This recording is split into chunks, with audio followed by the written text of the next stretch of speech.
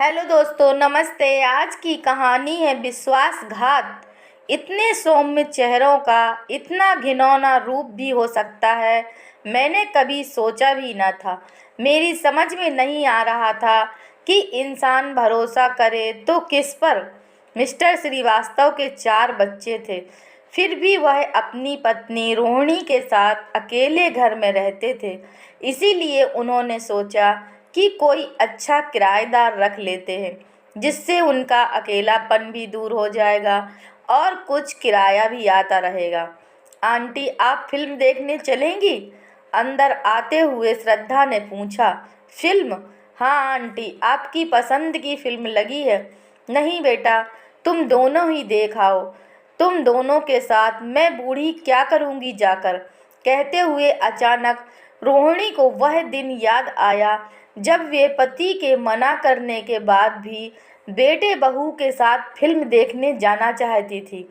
उनकी बात सुनकर बहू तो कुछ नहीं बोली, पर बेटा बोला, माँ तुम कहाँ जाओगी हमारे साथ? मेरे दोस्तों की फैमिली भी जा रही है। बेटे के मना करने के बाद वह तिलमिला उठी थी, पर पति के डर से कुछ कह नहीं पाई, क्योंकि उन्हें व्यर्थ की तकरार बिल्कुल भी पसंद नहीं थी। बेटे बहू के जाने के बाद उन्होंने अपने मन का क्रोध पति पर उगला। पति ने उन्हें समझाया कि तुम बच्चों के साथ जाकर क्या करोगी? अगर तुम्हें फिल्म ही देखनी है तो किसी दिन हम दोनों फिल्म देखने चलेंगे। मिस्टर श्रीवास्तव की बात सुनकर वह चुप हो गई। कल तक उंगली पकड़कर चलने वाले बच्चे अब सचमुच बड़े हो गए हैं। यह वही बेटा था जिसे बचपन में अगर कुछ खरीदना होता या फिल्म देखने जाना होता तो खुद पापा से कहने की बजाय उनसे सिफारिश करवाता था। सच, समय के साथ सब कितना बदलता जाता है। अब तो उसे उनका साथ भी अच्छा नहीं लगता है, क्योंकि अब वह उसकी नज़रों में बूढ़ी हो गई हैं, जिसे आज के ज़माने के तौर तरीके नहीं आते। अभी रोहिणी की ही सोच रही थी कि इसी सोच में डूबी थी, उनके कानों में आवाज़ पड़ी। आंटी किस सोच में डूब गईं? प्लीज़ चलिए ना, आग्रह करते हुए श्रद्धा ने कहा।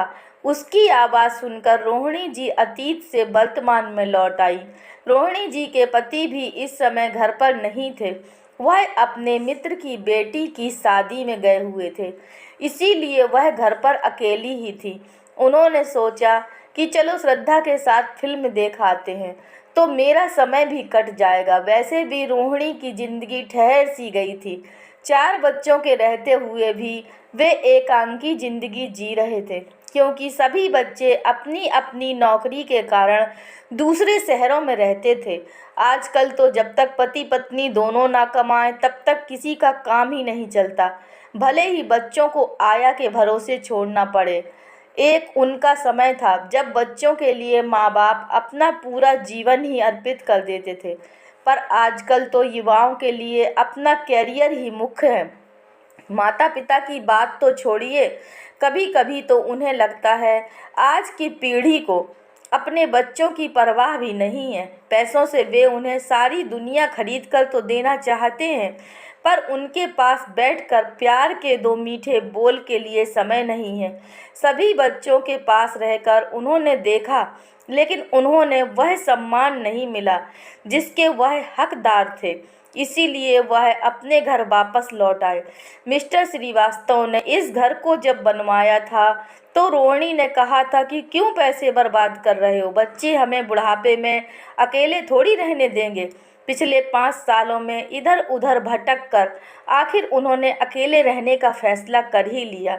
कभी बेमन से बनवाया गया घर अचानक बहुत अच्छा लगने लगा था। अकेलेपन से बचने के लिए उन्होंने घर का एक हिस्सा किराए पर दे दिया था। प्रशांत और श्रद्धा उन्हें अच्छे लगे। उनका एक छोटा बच्चा भी था। अभी उन्हें आए हुए हफ्ता भर भी नहीं हुआ था कि एक दिन श्रद्धा आकर उनसे कहने लगी कि आंटी, अगर आपको कोई तकलीफ़ ना हो तो गोलू को आपके पास छोड़ जाऊं। कुछ ज़रूरी काम से जाना है, जल्दी ही आ जाएंगे। श्रद्धा का आग्रह देखकर पता नहीं क्यों रोहिणी जी मना नहीं कर पाईं। उस बच्चे के साथ 2 घंटे कैसे बीत गए पता ही नहीं चला।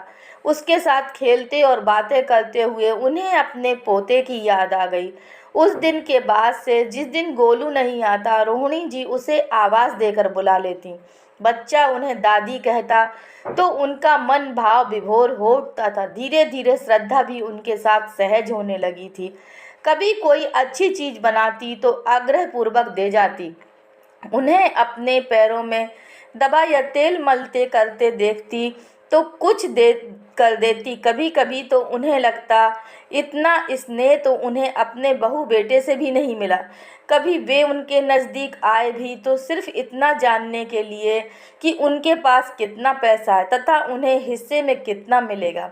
प्रशांत भी ऑफिस जाते समय उनका हाल चाल पूछ कर जाता। रोहिणी जी के घर के बिल आदि भी वही जमा करा दिया करता था। यहाँ तक कि बाजार जाते हुए भी अक्सर उनसे पूछने आता कि कुछ मंगाना तो नहीं है। उनके रहने से उनकी काफ़ी समस्याएं हल हो गई थीं। कभी कभी रोहिणी जी को लगता कि अपने बच्चों का सुख तो उन्हें मिला नहीं, चलो दूसरे की औलाद जो सुख दे रही है उसी से झोली भर ले। मिस्टर श्रीवास्तव ने उन्हें कई बार समझाया कि किसी पर इतना विश्वास करना ठीक नहीं है, पर वह उनको यह कहकर चुप करा देती कि आदमी की पहचान मुझे भी है, ये अच्छे परिवार से हैं, वरना आज के समय में कोई किसी का इतना ध्यान नहीं रखता। आंटी जी आप तैयार हो गईं? तभी श्रद्धा की आवाज़ आई। उसकी आवाज़ सुनकर रोहिणी पुरानी यादों से बाहर निकली। हाँ बेटी बस अभी आई, कहते हुए पर्स में कुछ रुपए डालकर वह बाहर आई और टैक्सी में बैठकर सभी पिक्चर हॉल पहुंच गए। फिल्म की कहानी के पात्रों में वह इतनी डूब गई कि समय का पता ही नहीं चला। इंटरवल होने पर उनकी ध्यान भंग हुआ। प्रशांत उठकर बाहर गया तथा थोड़ी देर में पॉपकॉर्न लेकर आ गया और रोहिणी जी को पकड़ाकर वापस बाहर चला गया। फिल्म दोबारा शुरू भी नहीं हो पाई थी कि बच्चा रोने लगा। आंटी मैं अभी आती हूँ कहकर श्रद्धा भी चली गई। आधा घंटा हुआ, 1 घंटा हुआ, पर दोनों में से किसी को भी ना लौटते देखकर मन आशंकित होने लगा। थोड़ी थोड़ी देर बाद वह मुड़कर देखती, पर फिर यह सोचकर रह जाती कि शायद बच्चा चुप नहीं हो रहा होगा, इसीलिए वे दोनों बाहर ही होंगे। और वह फिर से फिल्म के पात्रों में खो गई। फिल्म के खत्म होने पर जब वह बाहर आए तो श्रद्धा और प्रशांत को ना पाकर वह घबरा गई। बहुत दिनों से रोहिणी अकेले घर से नहीं निकली थी। घबराए मन से वह अकेले ही चल पड़ी। हाल से बाहर आकर भी उन्हें श्रद्धा और प्रशांत कहीं दिखाई नहीं दिए। उन्हें अकेले देखकर गेट कीपर ने पूछा, माताजी आप किसे ढूंढ रही हैं? बेटा जिनके साथ आई थी वह नहीं मिल रहे हैं। आजकल सब ऐसे ही होते हैं, बूढ़े माता पिता को तो किसी को चिंता ही नहीं रहती। गेट कीपर बुदबुदा उठा। तभी रोहिणी जी ने उससे कहा, बेटा एक एहसान करोगे? वह बोला, कहिए माँ जी, मुझे एक ऑटो रिक्शा में बिठा दो। उसने रोहिणी जी का हाथ पकड़कर सड़क पार करवाई और ऑटो में बिठा दिया। घर पहुंचकर ऑटो से उतरकर जैसे ही उन्होंने दरवाजे पर लगे ताले को खोलने के लिए हाथ बढ़ाया तो ताला खुला देखकर वह हैरान हुई। हड़बड़ाकर अंदर घुसी तो देखा अलमारी खुली पड़ी थी तथा सारा सामान जहाँ वहाँ बिखरा पड़ा था। लाखों के गहने और कैश गायब था। मन कर रहा था कि खूब जोर जोर से रोए, पर रोकर भी क्या करती।